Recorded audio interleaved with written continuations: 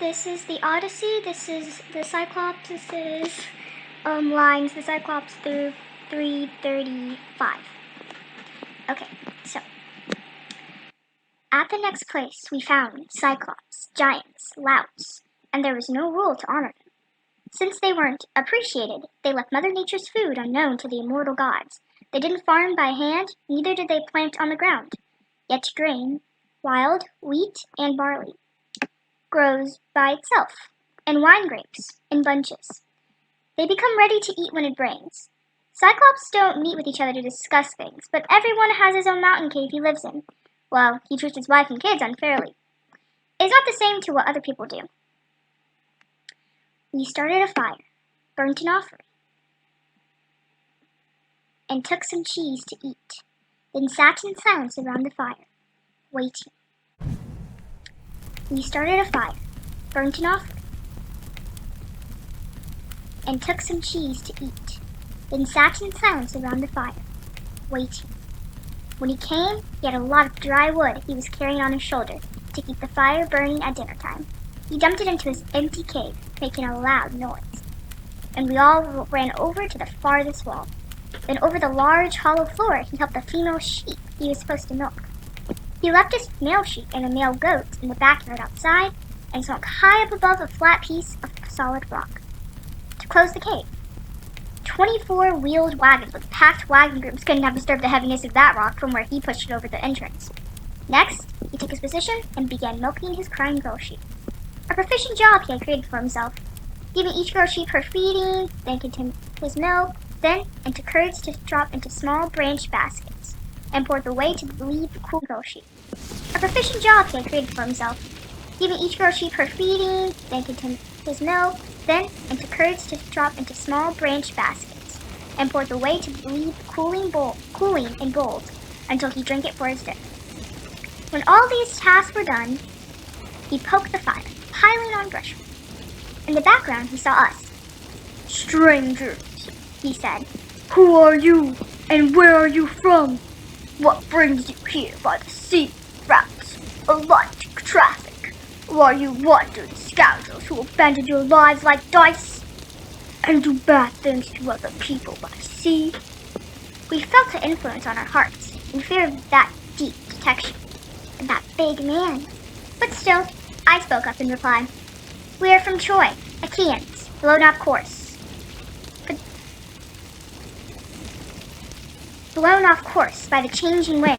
But still, I spoke up in reply. "We are from Troy, Achaeans, blown off course.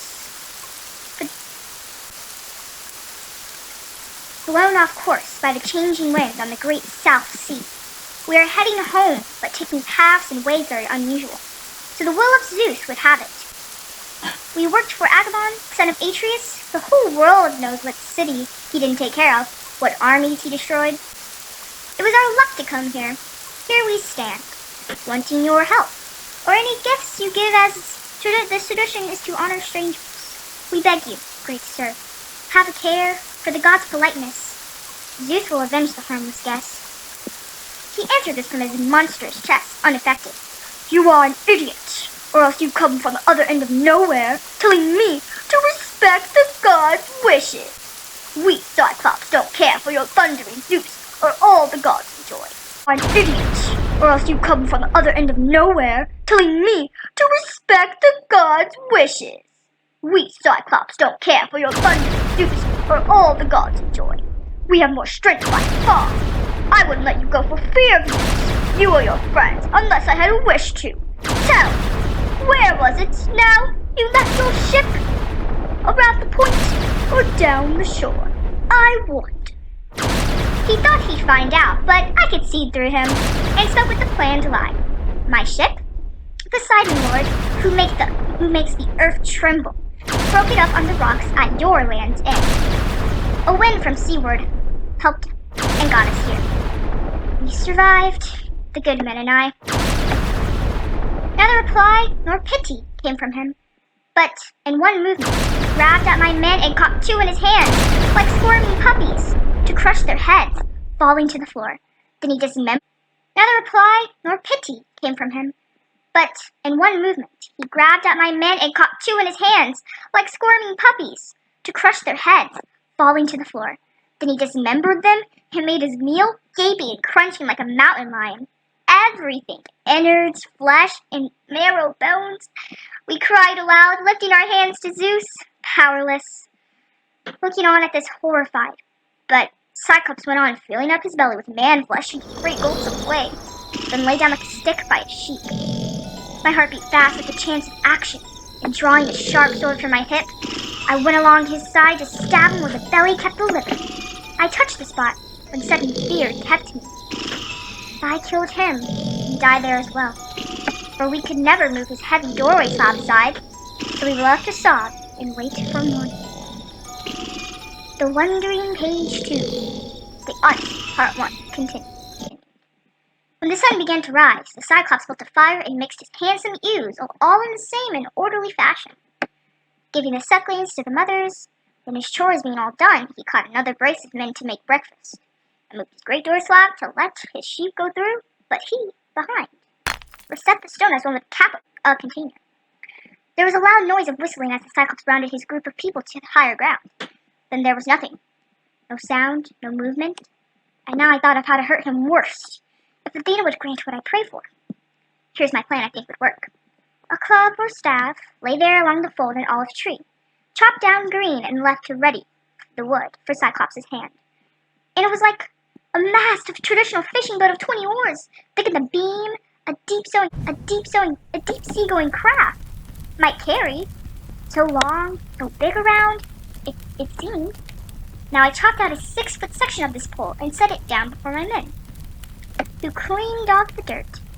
And when they had it smooth, I chopped again, to make the post with the pointed end.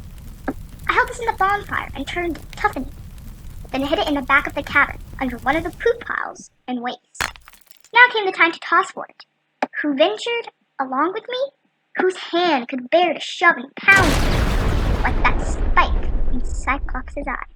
When mild sleep had overcome him, as luck would have it, the men I would have chosen won the toss. 4 strong men, and I made 5 as captain. At evening came the shepherd with his flock, his woolly flock, the rams as well, this time entered the cave, by some sheep-herding whim, or a god's bidding. None were left outside. He hefted his great boulder into place, and sat down to milk the bleeding ewes in proper order, put the lambs to suck, and swiftly ran through all his evening chores. And that was last line, 335.